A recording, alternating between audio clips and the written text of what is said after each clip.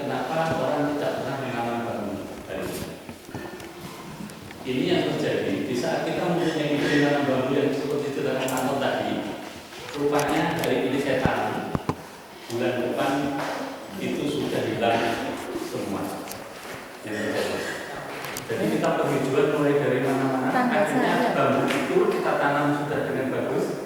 Hilang. Setiap kita tanam selalu hilang. Ternyata timbul satu pertanyaan di masyarakat bahwa akhir-akhir ini kita ketemunya setelah kita di ketepatan bulan November. Itu bulan Februari kemarin itu kita sudah adakan penanaman bambu beton.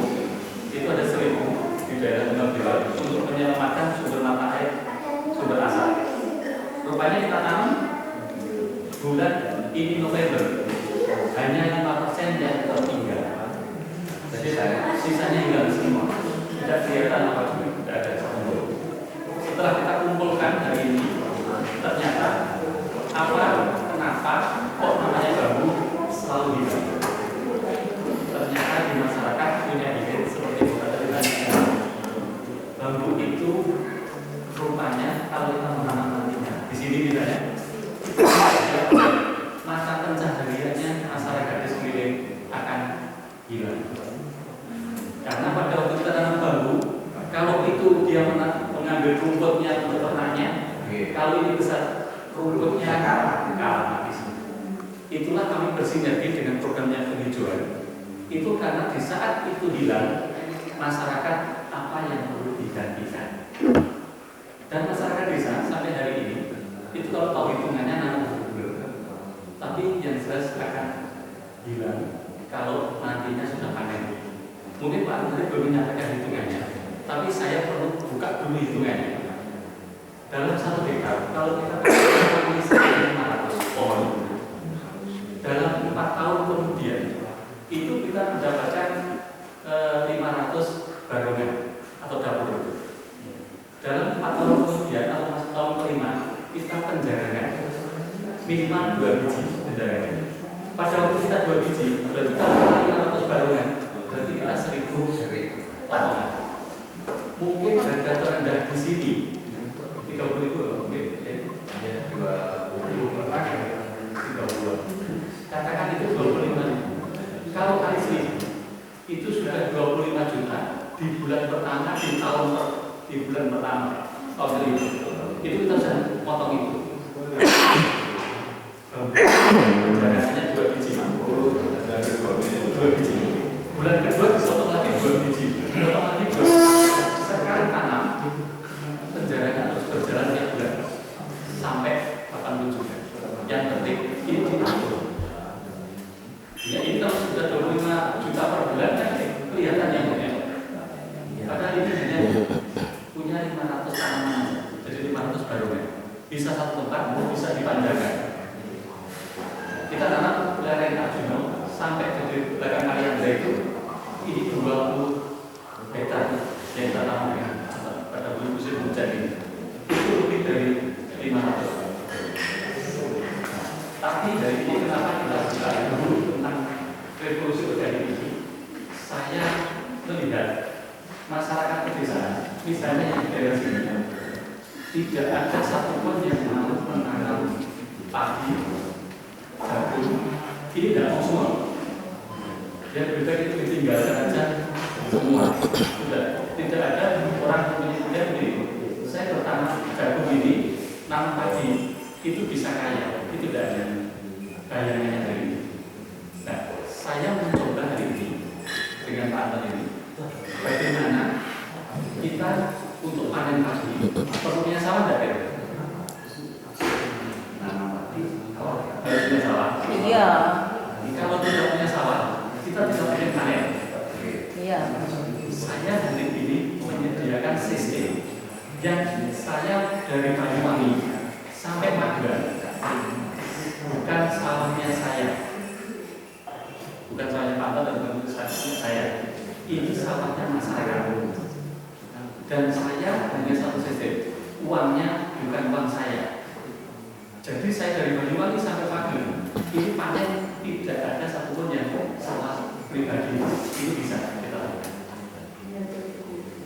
Ini kalau kita punya 3 hektar sawah, kalau pribadi kita pribadi, rata-rata 1 hektar itu 7 ton hasil gabah kering 1 hektar.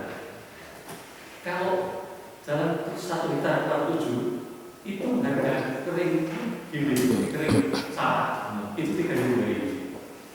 Modal garapnya untuk 1 hektar itu 6 juta. Berarti 21 dalam 3 bulan itu kalau panen dikurangi 6 masih 15 untuk 1 hektar per 1 kali per 3 bulan 115 hari. Itu nafkah atau sihiran atau nanam jamu sama seperti itu. Saya hari ini itu mengajak semua karyawan yang hari ini sedang aman punya gaji. Nantinya kalau pensiun itu saya kembalikan ke desa lagi karena tabungannya hanya uang di tabungan, di deposito, lebih baik untuk garap sawah. Jadi kalau saya tidak punya sawah, saya dan Tante itu harus berupaya untuk punya garapan 6 hektar maro. Itu yang kita lakukan. Maro. Orang yang punya sawah, saya maro, berarti saya biayanya.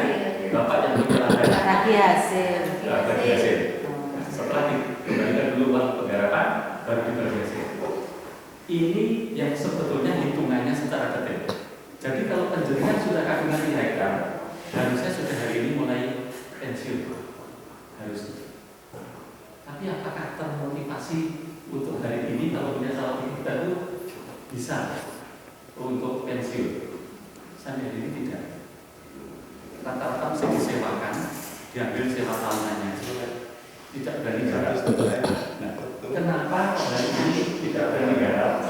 Karena kita dari perjalanan kita di sistem penggarapan itu banyak yang salah, banyak yang salah di masyarakat. Mungkin Bapak pernah dengar kalau padi itu terserang hama warna. Ya. Kira-kira karena Ya, kalau dari segi amalan bisa ke sawah sampai juga bisa banyak. Nah, sebetulnya yang paling baku warna bisa muncul. Warna sebetulnya sudah ada. Kenapa hama ini terkadang ada? Karena pola tanam di petani ini sudah tidak sesuai dengan sistemnya lagi. Misalnya kita tanam padi, itu sistem kita yang kita pakai itu seperti ini. Ini kesalahan yang paling baku di masyarakat. Waktu pemindahan bibit, mungkin kalau di pembibitan, itu kalau Bapak pindahkan ke tanam, itu usianya sudah 25 sampai 30 hari. Itu umumnya di masyarakat mulai dari Banyuwangi ke Jawa Tengah, semua seperti itu. Terus kalau nanti tanam satu lubang itu mesti 5 sampai 7 batang. Sudah ngompolan gitu caranya. Terus pada waktu pembibitan itu nyabutnya daunnya, itu cukup lagi. Habis itu diikat, terus habis itu dilempar-lempar. Stres tanamannya. Ya, kalau tidak, waktu jabutnya sudah ditarik, nanti Bapak lihat di petani itu disediakan tongkat yang nanti sebelahnya. Kalau tidak kakinya itu berbeda. Akarnya itu pukul-pukulan di kakinya atau ada kayu, menghilangkan tanahnya. Karena dipikul berat atau di bawahnya berat. Tapi ini membuat stres. Jadi ini perlakuannya dipotong, dibersihkan tanah itu pukul-pukulkan. Terus jarak tanam kalau sudah ditanam itu bisa terlalu rapat. Itu kalau sudah 20 cm itu tidak mau disuruh nambah 25 lah, 30. Gimana ini kalau dibikin 25 sisanya kan tambah-tambah ya lebih banyak hasilnya. Nah, seperti itu terlalu rapat. Pada waktu terlalu rapat, penyiarannya untuk maturnya itu tidak mau nanti ngambil pakai tangan. Sekarang sebenarnya pakai kayu dikasih osok. Pada waktu osok, karena jarak nanamnya tidak dijejer legowo, itu Ini yang kesalahan fatal. Nah, sehingga pada waktu bicara jumlah anak-anaknya dari satu rumput itu tanggal 5 sampai 7 yang ditanam itu berkisar 18 sampai 24 yang ancapnya hanya segitu. Ini yang nanti menentukan jumlah panennya karena itu berbicara tentang malainya. Jadi hanya 18 sampai 24. Sehingga hasil panen itu tidak pernah menentu 3 sampai 5 ton per hektar. Inilah membuat petani selalu dirugikan. Dan anaknya petani tidak ada yang mewarisi mau jadi petani. penjenengan tinggal di desa. Pak lurahnya pasti bengkoknya pun tidak pernah digarap Sendiri. Terus penjenengan tersani tenaga kerja di sawah ada nggak yang usia 18 sampai 20 tahun? Ada. Itu usia sepuh-sepuh. Sehingga pada waktu kita mau merubah itu orangnya bilang geger saya gambarnya sudah kacau mas. Jadi jangan pakai baju. Ya, jadi susah untuk merubah orang yang sudah sepuh tadi untuk kita ubah. Padahal kesalahan ini sangat fatal. Nah, kita memberikan satu solusi seperti ini. Pembenahan kondisi kita maksimal itu 17 hari itu sudah harus dipindahkan. Tidak boleh lebih dari 17 hari. Di bawah 20 harus sudah dipindahkan.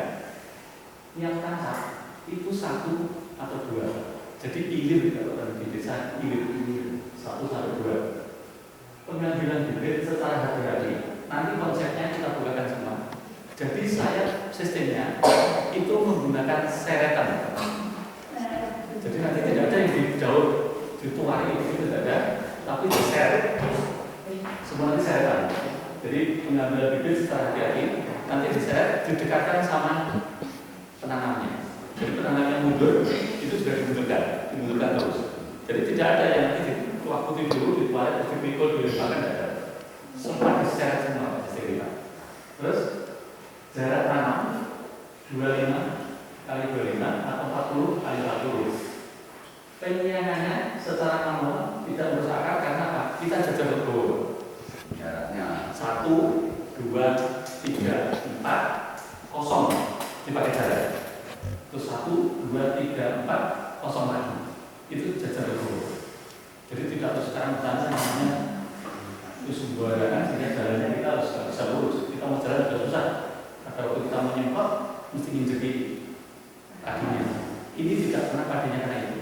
Karena kita ada jalan khusus untuk ngambil.